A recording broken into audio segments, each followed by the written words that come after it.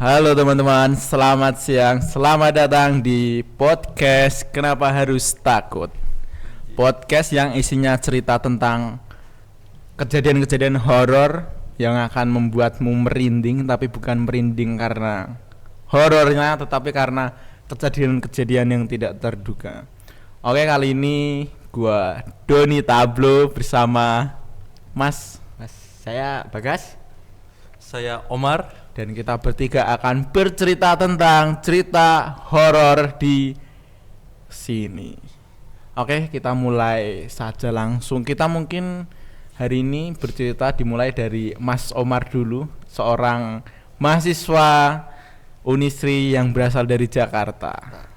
Oke, Mas. Oke, terima kasih atas kesempatannya ya. Asik. Perkenalkan, gue di sini Omar. Nama asli gue Bati Omar. Gue berasal dari Jakarta. Gue kuliah di Unisri udah 6 semester. Kira-kira udah 3 tahun ya. 2 mau ketiga. Ya. Itu 3 toh. Pokoknya Ya udah segitulah. Awal gue kuliah di Unisri nih gue nggak tahu ya. Gue merantau di sini bener-bener nggak punya siapa-siapa gitu. Gue cuma sebatang kara. Asik.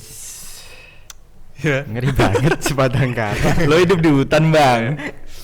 Jadi gue di sini nih awal kuliah di Indonesia tuh yang pastinya karena gue sendiri di sini ngekos dong ya kan. Iya, betul. Ya kan. Awal gue ngekos tuh gue bingung mau ngekos di mana gitu. Gue udah cari-cari di aplikasi kayak Mami Kos dan lain-lain gitu kan. Tapi jaraknya tuh murah, lumayan jauh tapi. Udah gitu kan kosan di sini sama di Jakarta beda gitu harga ya. Di sini 500.000 bisa Kamar mandi dalam. Ya kan? Jakarta juga 500.000 bisa kamar mandi dalam tapi tidurnya di luar. Itu bukan kos namanya nih. Jadi nih gua pertama kali ngekos nih gua dikasih 2 pilihan ya kan. Pertama gua nyari di belakang Unisri sama di depan Unisri. Ya kan? Gua ngeliat tuh di belakang. Ya kan? Kosannya bagus, tapi ke Unisri tuh lumayan jauh. Udah gitu kosnya tuh tertutup gitulah. Nah, dan itu sisa 1 kamar. Tapi orangnya keluar tuh seminggu lagi atau gimana gitu. Akhirnya karena gua mepet waktunya, gua di sini seminggu lagi tuh pengen PPKMB ya kan. Awal-awal masuk perkuliah. Akhirnya gue nyari ke depan nih, depan Unisri. Ketemulah gua satu kos di sebelah kayak barak TNI gitulah, nggak tahu barak atau komplek TNI Kodam gitu, gitu. ya, kodam gitu ya kan, di depan Unisri nih. Nah, gua ngekos di situ tuh awalnya gue kira kayak harganya ya 500.000 kamar mandi dalam gitu. Ternyata lebih murah. 300.000 ya kan. Murah banget. 300.000 apa 350 gitu kan. Nah, tapi ini kosan yang pas pertama kali gue survei nih, kosannya tuh kayak di dalam rumah gitu. Rumahnya tuh lumayan ya gede. Jadi tuh isinya kamar semua gitu. Pokoknya kayak ketutup, nggak terlalu terbuka gitu. Ya, letter U gitu kan. Nah, tapi tuh dia punya 2 lantai. Yang atas tuh buat jemur adalah. Nah, pertama kali gue ngekos itu kan kayak gue kok ngeliat kayak ini sepi banget gitu loh. Nah, karena pikiran orang-orang sini kan gue karena di Jakarta tuh apa ya, nggak terlalu takut sama percaya mahal gituan gitu kan. Nah, semenjak di sini kan gue sering buka media sosial gitu loh. Nah, sebelum sini kan ada kayak apa ya, di media sosial tuh viral tentang kayak mahasiswa kalau ngerantau di Jogja atau di Pulau Jawa kalau belum dengar suara marching band atau suara-suara aneh gitu. Suara-suara aneh kayak gamelan gitu belum diterima lah di sini. Nah, mitos kan. mitosnya gitu kan. Gitu. Ya kan. Cuman ya itu yang buat gua ke-trigger jadi takut gitu kan. Iya. Nah, akhirnya gua deal-dealan lah. Disuruh pilih kamar nih, mau di atas apa di bawah. Gua liat di atas tuh kayak bener-bener gelap gitu loh. Sepi. Nah, udah gitu sepi. Di bawah juga begitu, cuman ada isinya 5 orangan. Cuman tuh yang kelihatan cuma 2 orang doang gua selama ngekos. Akhirnya gue pilih kamar di bawah, ya kan. Kamar gue bawah pojok kiri pokoknya. Nah, sebelah kamar gue tuh ujungnya tuh kamar mandi sama dapur, ya kan. Dapur umum kan? Dapur umum gitu loh. Cuman nggak pernah dipakai karena gelap sepi. Padahal lampunya ya bisa dinyalain. Cuman ya mahasiswa nggak ada yang mau masak lah, mungkin males ya kan. Mending beli. Soalnya di harganya murah-murah ya kan. Nah, setelah itu gue ngekos mulai ya 2 mingguan tuh gue udah ngerasain homesick gitu loh kan. Ya kan. Nah, mungkin karena homesick itu gue ngerasa takut gitu, apalagi pas gue denger tuh kayak ada malam satu suro gitu-gitu lah, hal-hal yang Tanggalan Jawa gitu. tanggalan Jawa itu ya kan. Gue ngerasa tuh kayak apa ya, pas malam satu suro nih serem-serem gitu ya kan. Apalagi malam Jumat Kliwon ya kan, itu kan kayak bener-bener horor gitu kan. Mistisnya berasa gitu kan. Mitosnya harus ada kayak aturan yang harus dilakuin, kayak malam Jumat Kliwon harus ngapain, yang nggak boleh dilakuin ini. Ya kayak gitulah kayak gitu kan. ya kan. Apalagi kayak maghrib gak boleh keluar baca di sini. Nah makanya tuh gue kalau semenjak kos di sini deh selama 2 minggu tuh gue ngerasain tuh kalau jam 8 ke bawah tuh pokoknya abis isya gitu loh, tuh udah mulai sepi. Maghrib ke isya pun orang-orang udah jarang gitu. Paling kayak orang-orang lalu lalang naik motor pengen ke masjid ya kan, ataupun beli makan pun juga jarang gitu orang loh ya kan. Nah abis itu tuh kayak gue ngerasa kayak hawanya itu udah mulai gak enak gitu loh ya kan. Semenjak 2 minggu nih gue tidur jadi susah. Biasanya kan ya orang Jakarta tuh sering begadang, ngerti kan? Kayak dunianya kebalik gitu. Karena semenjak begadang itu kan gue kayak ngerasa kayak harus tiba-tiba nyesuaiin gitu loh. Tiba-tiba kayak hawanya tuh tiap malam tuh selalu nggak enak gitu loh. Ya kan kayak angin kenceng tiba-tiba kan. Oke, bener-bener bikin merinding gitu lah. Nah pada suatu saat tuh gue ngeliat tanggalan nih ya kan. Itu bener-bener kayak malam Jumat Kliwon. Nah karena gue udah trigger takut gitu kan, otomatis pikiran gue kayak kemana-mana gitu, jadi mikir takut. Nah pas malam Jumat Kliwon itu gue ngedenger kayak suara kayak kelinting-kelintingan gitu loh ya kan. Anjir, apaan tuh? Kelintingan kayak ada yang jalan gitu loh. Kayak kalau orang-orang bilang kan semakin jauh suaranya berarti dia dekat, semakin dekat berarti dia jauh gitu kan. Nah yang pertama gue denger tuh suara tuh dari jauh terus deket terus jauh lagi gitu loh kan. Gue mikirnya kayak ini suara apa ya, kelinting-kelintingan ya kan. Gue takutnya tuh yang gue pikirin tuh kereta kencana, kereta kuda Nyi Roro Kidul gitu kan. Karena di sini kayak sangat percaya kayak Nyi Roro Kidul atau hal lain gitu lah kan. Gue mulai takut nih kayak masa ya gue dijemput Nyi Roro Kidul gitu loh. Gue masih belum ada keberanian buat ngecek gitu karena gue bener-bener nggak punya siapa-siapa gitu. Temen pun sendiri belum nggak enak gitu ya. Kenalannya di kampus tuh belum ada lah. Kan gue mikir kalau gue kenapa-napa, kalau gue bener-bener culik gimana gitu kan. Mau bilang siapa? Mau bilang siapa, mau minta tolong siapa kan. Nah gue akhirnya tuh semenjak denger suara itu tuh gue langsung kayak merinding ya kan. Habis itu ya selimutan gitu karena gue ngerasa takut lah kayak kan. Nggak lama suara itu ngilang. Pokoknya itu di jam antara jam 11 ke 12 gitu loh. Suara itu berulang-ulang setiap hari ya kan. Gue mikir kayak kok nih orang lama ya? Iya, pokoknya hari. Seminggu itu gue ngerasa kok nih tiap hari ada suara itu terus gitu loh. Tengah malam. Ya kan? Itu buat gue mungkin bertanya-tanya gitu loh kayak nih suara apa kok maksudnya tiap hari gitu loh. Anjir. Katanya kan kalau diterima tuh sehari atau sekali atau 2 kali ya kan. Normal ya. Tapi ini gue kok lama tiap hari gitu loh. Nah ya kan, akhirnya pada suatu hari tuh gue udah mulai kenal teman-teman gue gitu loh ya kan. Gue main futsal tuh dari jam 8 sampai jam 10 kayak normalnya. Tapi itu karena gue baru punya teman-teman gue juga apa namanya mau perkenalan lah, jadi kita tuh nongkrong sampai malam jam 12-an lah, jam 11 jam 12 setelah main futsal gitu. Pokoknya kita kayak jam nongkrong. 10 kita selesai futsal nih, terus kita nongkrong lah pokoknya sampai jam 11 jam 12 karena ada yang rumahnya jauh ya kan. Ada yang rumahnya deket, ada yang ngekos juga, ada yang dicariin mungkin ya kan.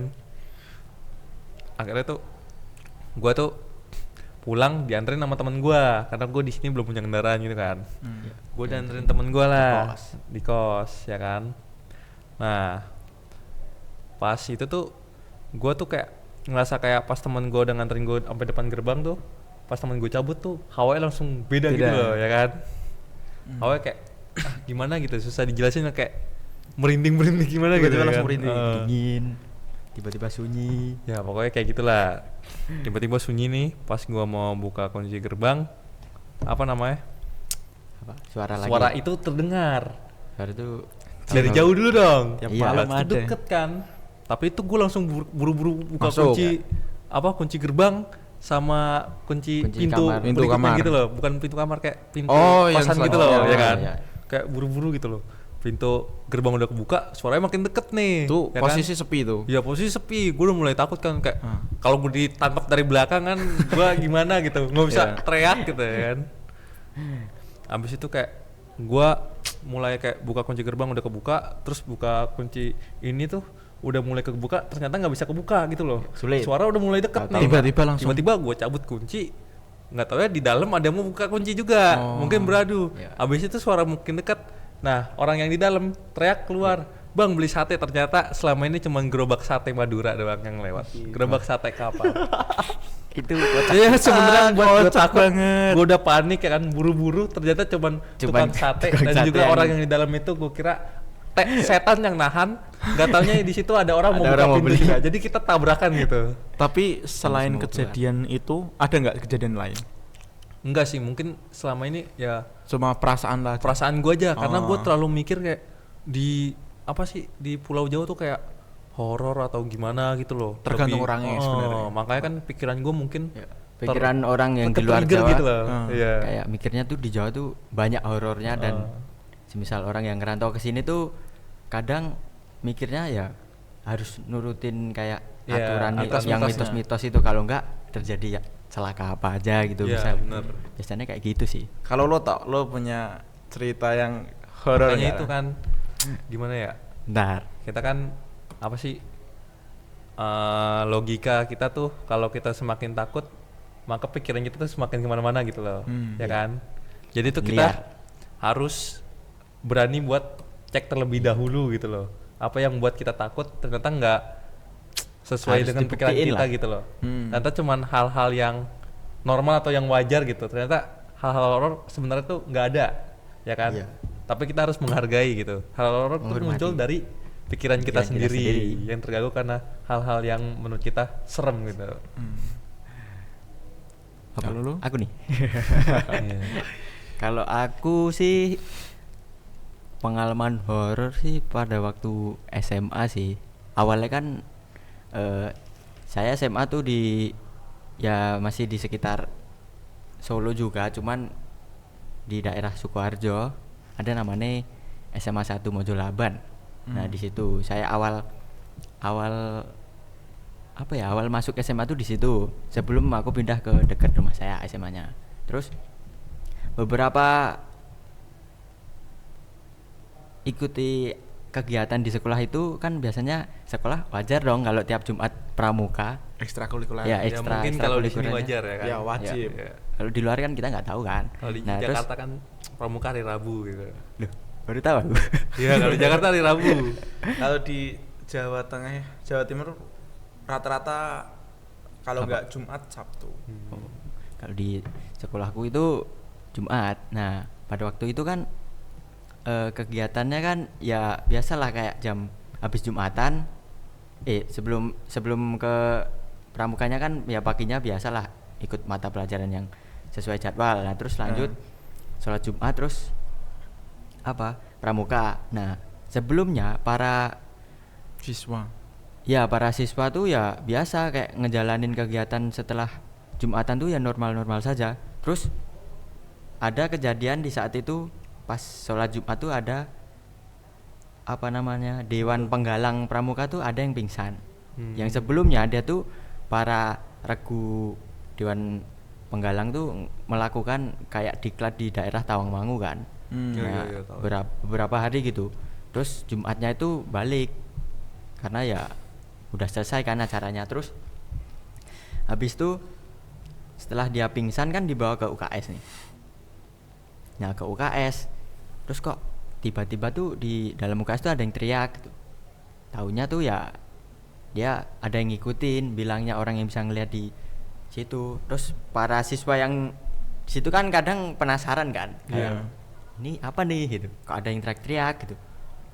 Terus pada ngumpul liatin di UKS. Oh, ternyata kesurupan gitu. Nah, habis itu kan ya mau nggak mau kan sebenarnya harus ditutupin kan biar para pesertanya tuh ya biar nggak ke-trigger atau nggak gitu. Takut lah, terus disuruh masuk ke kelas supaya aman lah biar nggak ada yang ikut kesurupan lagi gitu. Iya, tahu. Nah, pas satu itu dewane kesurupan. Nah, selang beberapa menit udah bisa ditenangin. Nah, si yang kesurupan tuh pindah ke yang cewek. Anjir. Dewan penggalang yang cewek.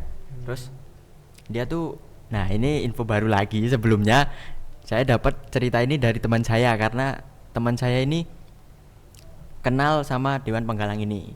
Nah, terus ceritanya yang kesurupan yang cewek ini tuh di lorong SMA tuh dia nari pada jam siang hari gitu. Nggak tahu itu narinya tuh yang bener-bener penari. Ya nari yang kayak kaku terus melenggak-lenggok kayak penari yang ya kayak jaipong sih enggak lah. Ya kayak tarian Jawa gitu.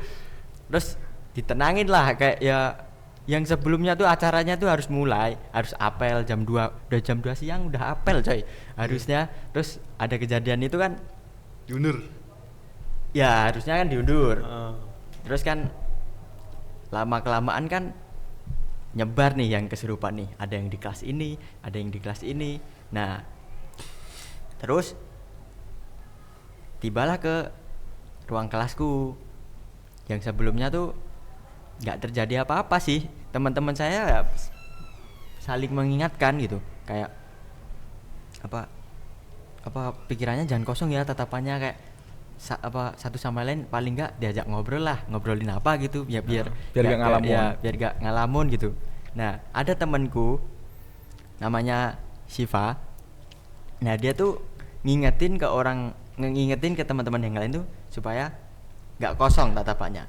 Nah, pada endingnya mau selesai acara supaya biar nggak terjadi hal-hal yang tidak diinginkan. Ya, tidak diinginkan. Dia tahu-tahu melotot. Bayangin sih. Melotot, men. Serem ya. Cewek. Melotot.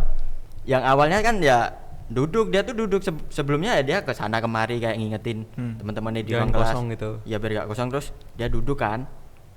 Ya sebenarnya teman-teman enggak ada yang ngasih. Temannya yang di sampingnya aja penasaran dan kaget. Ini orang kok diajak ngobrol kok diem aja.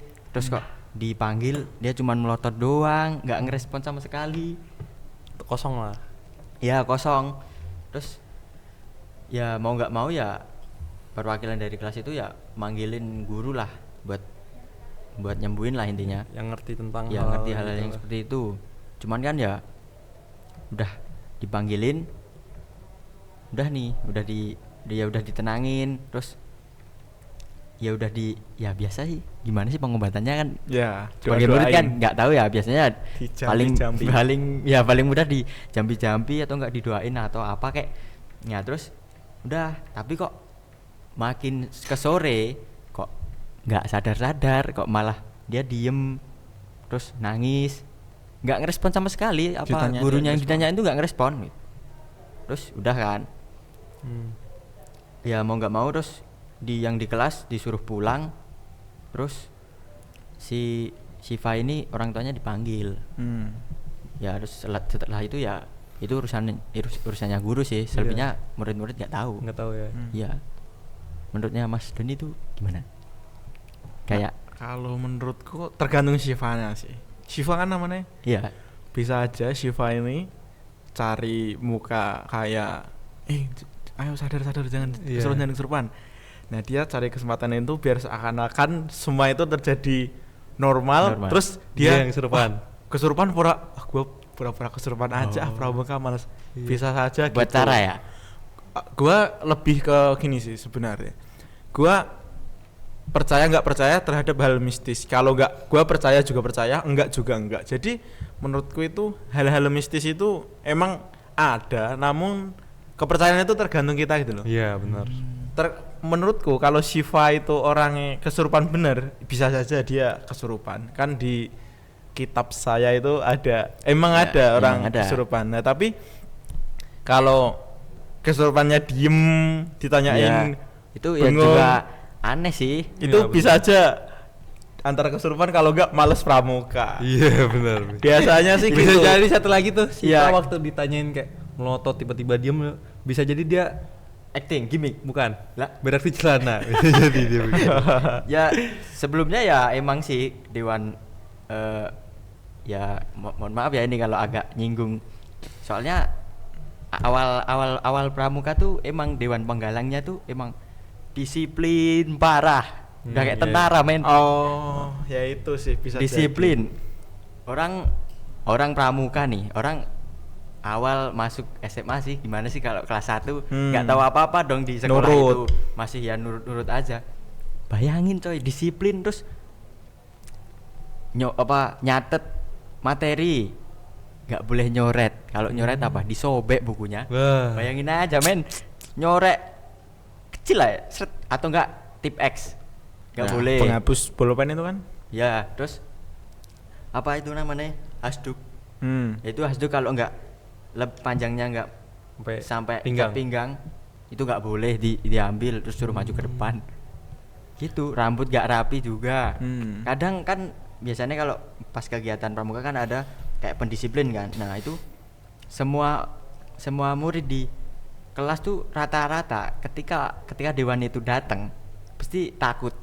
Oh, iya. Otoriter ya. Iya, kayak otoriter lah, kayak masuk tuh nggak yang gimana ya? Nggak yang nyantai gitu loh, nggak buka pintu nggak. Nah itu tuh pintu langsung didobrak. Nah, itu bisa saja ketegangan itu yang membuat kejadian itu. Bisa juga sih. Ketegangan itu kan sama aja dengan takut toh. Iya. Nah, itu posisi takut, ngalamun bisa aja kesurupan kalau enggak emang actingnya dia gitu. pramuka. Soalnya di sekolah gua dulu itu SMA itu pas kan kalau Senin pramuka kan. Upacara dong. Senin upacara kan malas banget tuh itu. Yeah, nah itu banyak teman-temanku itu yang pura-pura sakit, pingsan.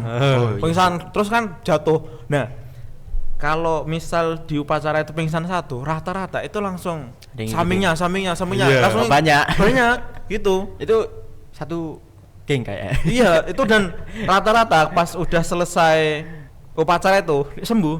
Aduh. Iya, biasanya Sehat, gitu sih. sehat Kalau di ya. sekolahan gua dulu gitu. Di boosting pakai teh anget ya. Iya. Minyak Itu putih. dasar emang mau minum gratis aja. Iya. Tapi kalau kejadian kayak gitu gue di desa gua dulu pernah ada tragedi. Jadi di tempatku itu ya perkampungan biasa lah, kampung. Terus kan kalau Lampung kan biasanya ada lapangan sepetak, 2 petak gitu kan. Nah itu main para bocil tuh. ya buat main anak kecil, kalau sore main bola gitu. Iya. Di lapangan itu ada rumah, samping lapangan itu ada rumah kosong. Dan rumah kosongnya itu udah kosong hampir 15 tahun. Lama banget juga ya. Lama banget. Itu ditinggal gara-gara orang tuanya punya rumah itu meninggal dan dia nggak punya keturunan. Itu meninggal semua. Jadi meninggalnya tuh nggak sakit nggak apa-apa, cuma ya udah waktunya, soalnya udah tua. Ya. Nah itu meninggal, terus otomatis kan rumahnya kosong, nggak tahu diwarisin kemana kan, terus diwakofin ke desa. Di desa itu dimanfaatin buat lapangan bola. Ya intinya serbaguna lah. Ya. Nah, dan ya rumah kosong ini dirawat sama orang-orang sekitar, tapi ngerawatnya itu 1 bulan sekali. Misal kalau ada Kerja bakti kan? Kerja bakti itu lah itu dibersihin, soalnya itu buat nyimpan barang-barang desa, kayak gudang desa jadinya. Kayak pos gitu. Ya, rumahnya itu ada pagernya sama latarnya itu, tau nggak? Iya. Terasnya itu. Halaman rumahnya itu luas banget. Nah, setiap sore itu anak-anak kecil itu main situ normal. Iya. Normal. Lah, pas Bocil desa kan seperti itu. 2018 kalau nggak 19 yang ini. Itu kan gencar-gencarnya ODGJ dibuang di sembarangan tempat kan? Oh iya tahu. Nah, Telantarin lah. Nah itu ya di desa gua nggak mikir aneh-aneh lah, soalnya desa gua kan jauh dari kota. Nah itu kan kalau ke desa gua itu harus lewat tengah-tengah sawah. Oh iya. Jadi masih asri gitulah. Nah kalau sore itu aman main, malam paling ada di pos ronda sampai jam 10 gitu orang-orang tua. Ya udah nggak sepi-sepi amat, nggak rame-rame banget lah. Nah ada kejadian di sore hari itu, gua ingat itu kayaknya hari Jumat selepas Jumatan itu bocil-bocil udah pada main di situ. Nah pas sorenya itu pada main bola. Nah pas main bola kayaknya itu ada yang berantem gitu loh, biasa kan anak kecil berantem. Nah, ada yang emosi bolanya itu dibuang ke rumah itu, soalnya kan deket toh halaman sama yang buat lapangan sama itu dibuang. Nah, bolanya itu masuk. Pas masuk, otomatis nggak ada yang berani masuk situ. Biasa kan anak-anak kecil kan, anak-anak kecil kan surup juga. Ya. Kayak biasanya kalau sore itu loh, sore itu kan anak kecil kan kalau kamu marip-marip main di colek gombel gitu kan. Nah itu pas ada anak kecil masuk ambil bola, ada yang teriak dari dalam rumah gitu. Langsung panik lah. Yang orang tuanya otomatis panik, ada apa. Tapi anaknya itu diem kayak gitu loh, kayak ngalamun gitu loh, langsung diem. Nge-freeze. Nah otomatis langsung orang tuanya pikirnya aneh-aneh nih. Apa dia ketempelan gara-gara ambil bola tadi. Nah terus yang buang bola tadi, biasalah orang tua pasti nyalahin, kamu buang bola. Malah jadinya berantem. Berantem, orang tuanya malah ikut-ikutan, lah kamu gak usah nyalahin anak saya gitu-gitu kan. Udah gitu anaknya ngalamun, terus dipanggil lah Pak Ustadz. Suruh doain. Nah suruh doain, ya udah Pak Ustadznya aman lah, gak apa-apa gitu kan. Nah orang tuanya itu gak puas, gak terima gitu, gak terima, wah gak bisa kayaknya gak di apa-apain, gak percaya sama Ustadz gitu loh, soalnya gak sembuh-sembuh.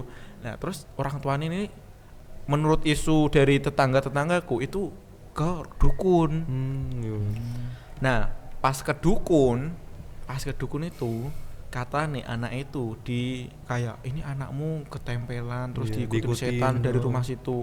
Otomatis langsung orang tuanya ya ternyata rumahnya horor. Nah terus langsung mulut ke mulut framing tempat kayak gitu lah, jadi horor kan.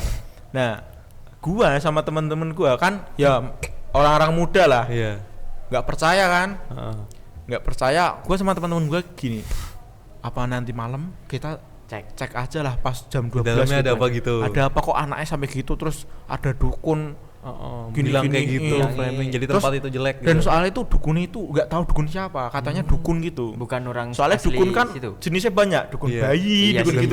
Kalau dukun bayi kan emang buat bayi kan.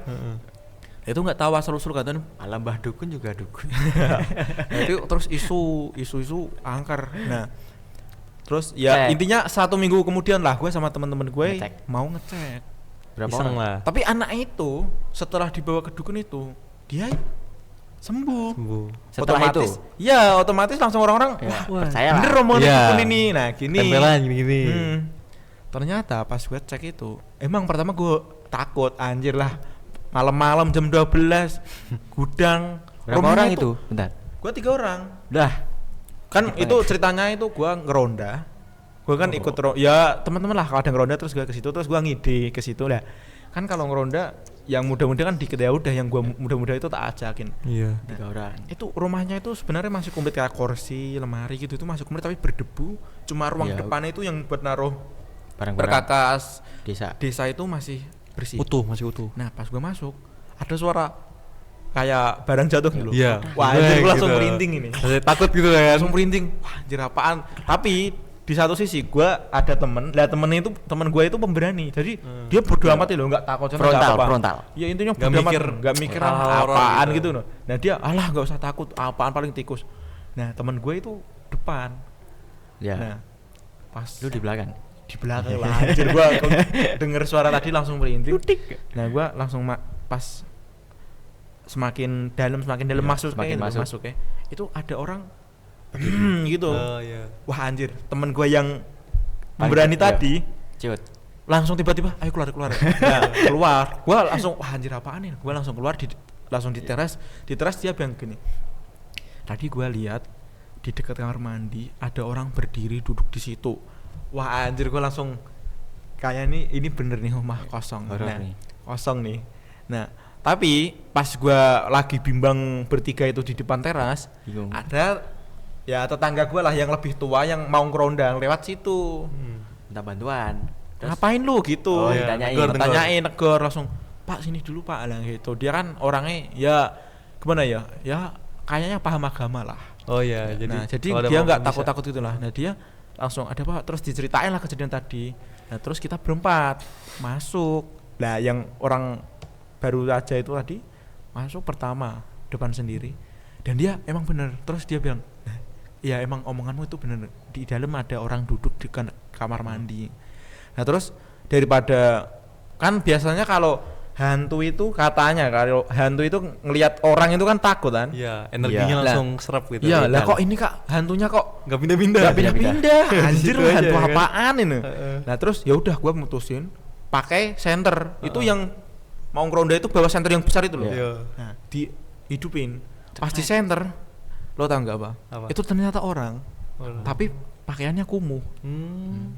Langsung pas di senter itu ada orang kan, otomatis berempat kaget lah. Iya. Anjir, apaan, ada orang siapa ini? Udah gitu orangnya diem aja gitu. Diem lah, keluar ya udah manggil Pak RT, Pak RW gitu, terus disamperin, ada rame lah itu jam 12 ada orang 10-an samperin. Dan lo tau nggak yang ternyata itu apa? Itu ternyata ODGJ. Waduh. Anjir kan. Nah, Anjir, tiba-tiba tapi ODGJ ini bisa horor karena digoreng oleh orang sore tadi itu. Nah, ternyata anak kecil itu matanya melotot ketakutan. Ya itu gara-gara pas ngambil bola ngeliat orang itu.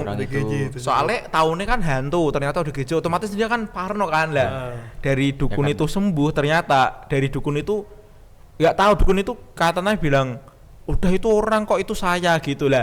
Ternyata setelah ceridiki dukun itu ternyata ya orang lah dari desa sebelah, tapi postur tubuhnya rambutnya panjang kayak gua gini lah. Terus ODGJ-nya itu rambutnya uvel-uvelan gitu loh.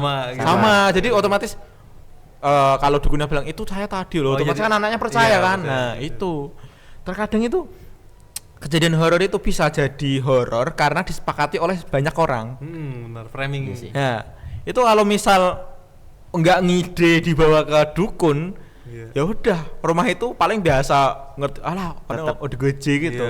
Terkadang itu keberanian itu akan menyelamatkanmu. Asik. Ketakutan itu yang akan membuat kita itu tidak bisa melakukan hal-hal yang ingin kita lakukan. Misal kayak Umar tadi kan, misal kamar mandinya di luar, kalau enggak dia lapar, dia dengar suara keliling-keliling, otomatis lo kan nahan lapar sampai pagi kan karena takut. Nah itu ketakutanmu itu akan menghancurkanmu. Lebih pilih mati ketakutan atau mati kelaparan. Iya kan. Nah itu sebenarnya itu ketakutan itu yang membuat pikiran kita itu langsung menggambarkan sebuah kejadian horor. Iya benar. Kalau menurut gua sih gini, misal nih kita takut banget, itu bisa saja energi takut kita itu bisa menyerap energi yang menjadi nyata. Benar. Nah itu. Jadi kita kayak misalnya kayak wah di pohon itu serem, pohon pisang ada pocong mulu. Jadi kita tuh tiba-tiba kayak sekelibet ngeliat wah pocong bener, padahal itu sebenarnya cuma pikiran kita doang gitu. Iya. Kadang daun. Sama mitos-mitos Jawa itu loh kan. Kayak lo kan dari Jakarta, lo kan pasti mitos, kok mitos Jawa kan aneh-aneh terus serem-serem gitu kan. Sebenarnya menurutku ya, gua nggak benerin omonganku, tapi menurutku gini, mitos-mitos Jawa itu dibuat karena itu buat kayak kebaikan. Misal nih, kalau di Jawa lo pernah dengar mitos nggak boleh makan depan pintu? Iya, tahu. Nah itu kan katanya mitos gini. Itu sebenarnya kalau dari pandanganku mitos nggak boleh makan di tengah pintu itu karena menghalangi orang lewat. Nanti takutnya pas lo makan ada orang lewat kesampar, nasi lo jatuh. Nah tapi orang-orang Jawa itu orang-orang yang ngeyel. Iya. Nah itu biar nggak ngeyel, diselipin kejadian horor. Nah misal nih ada pohon besar, anak kecil nggak boleh main di pohon besar. Nanti diculik wewe gombel itu kan. Nah itu gara-gara misal nih kalau musim hujan, anak kecil kan sering main hujan-hujanan. Nah itu nggak boleh di bawah pohon. Nggak mikir sampai akibat yang. Takutnya itu nanti kalau misal pas hujan besar angin, pohonnya jatuh nimpa anak kecil itu. Anak kecil nggak bisa kalau dibilangin kayak gitu, harus diselipin kejadian horor, pasti langsung nurut. Sama juga kayak halnya yang kemarin gue baca kan, orang-orang di Indonesia khususnya Pulau Jawa tuh banyak yang takut kayak pohon beringin nggak boleh ditebang gitu kan, karena katanya horor lah, takut bisa nebang pohon bisa kerasukan atau gimana gitu kan, diikutin. Nah ternyata tuh nggak boleh ditebang, pohon beringin nggak boleh ditebang tuh bukan karena itu, tapi karena pohon beringin itu banyak manfaatnya gitu, buat keseimbangan alam gitu. Tapi kan itu nggak bakal didengerin orang-orang kalau nggak diselipin hal-hal mistis. Bener. Soalnya lo pernah lihat sih nggak sih yang kejadian di luar negeri orang nebang pohon besar-besar itu, nggak kenapa-kenapa kan? Iya. Nah, biasa aja. kalau di sini kan kok Wajar, langsung wajar demam aja. gitu kan? Oh. Ya itu karena keyakinan kita itu udah merasuk gitu loh. Benar. Kena Jadi- psikis itu. Ya udah kena psikis Itu loro pikir. Nah, itu sebenarnya kayak podcast Sugesti, kita ini sugesti. kan, iya Sugesti. sugesti. Podcast kita itu kan judulnya kan kenapa harus takut? Iya, Yaitu kenapa harus takut? Sebenarnya kita itu kalau mengalami kejadian horor, terus kita bisa ngambil kesimpulan dengan baik dan logika itu sebenarnya kita bisa memecahkan masalah itu. Iya. Misal lo dengerin suara aneh, misal ada seorang orang jalan, nah lo nggak berani Ngecek ngambil gitu.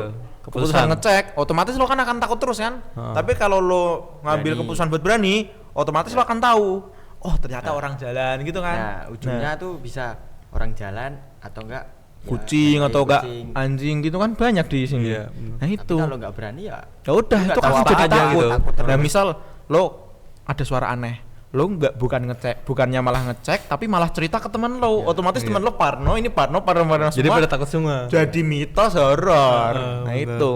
itu menurut kui itu kita sebenarnya ki nggak bukannya nggak percaya sama hal-hal mistis, tapi kita lebih mengutamakan logika kita daripada Hal mistis. percaya ke hal yang tidak kita ketahui. Jadi mungkin teman-teman yang sekarang merasa takut, Ya, merasa pesan dan pesan dari di kos, di rumah ataupun di tempat kerja ada kejadian horor, Di gunung yang biasanya horor gitu. ya itu mungkin kita harus ngecek. Dan sebenarnya ketakutan itu berasal dari pikiran kita sendiri, bukan dari kejadian-kejadian sekitar. Nah, bahaya yang mengancam itu sebenarnya bahaya yang tidak nyata kalau kalian lebih mengutamakan ketakutan kalian. Misal kalian di luar, nah kalian mengutamakan mitos-mitos, misal kayak kalau di sini harus ini tapi kalian mengabaikan ketakutan apa namanya akibat yang nyata. akibat yang nyata Kayak itu misal malah di tikungan jalan tuh harus mitosnya harus ngelakson. Klakson. Ya. Itu emang harus ngelakson. emang harus sebenarnya. klakson, soalnya itu harus dari Yang dari arah arah lawan lain tuh nggak biar kelihatan, tahu. biar tahu Blind kalau spot ada lah. kendaraan. Iya, Biasanya tuh iya gitu. biar gak blind spot itu sebenarnya. Nah, mungkin untuk teman-teman yang sekarang masih mempunyai rasa-rasa takut bisa dikuatkan lah mentalnya buat Ngelawan ngecek rasa takut gitu. itu apa, lawan rasa takut kalian. Keberanianlah yang akan menyelamatkan. Siapa tahu dari hal yang menurut kalian horor itu ternyata hal yang lucu gitu. Iya. Jadi Anda malu sendiri gitu. Itu. Mungkin teman-teman yang sekarang masih takut, jangan takut. Karena ketakutan itu yang akan menghancurkanmu. Mungkin itu saja podcast dari kita yang berjudul kenapa harus takut.